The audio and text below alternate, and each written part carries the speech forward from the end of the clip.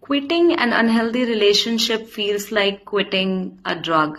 Do you know why? Because physiologically it is addiction. Welcome to episode 15 of 100 Days to a Better Mental Health और आज हम बात करेंगे that why unhealthy bonds feel like addiction. Someone gives you affection inconsistently, your brain releases dopamine at variable intervals.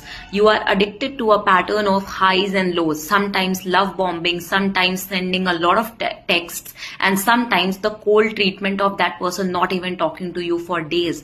This creates a kind of tension in your nervous system, and you wait for the highs again after experiencing the worst of the lows because you can never predict what is going to happen here. And just because this pattern is familiar, it feels like a connection.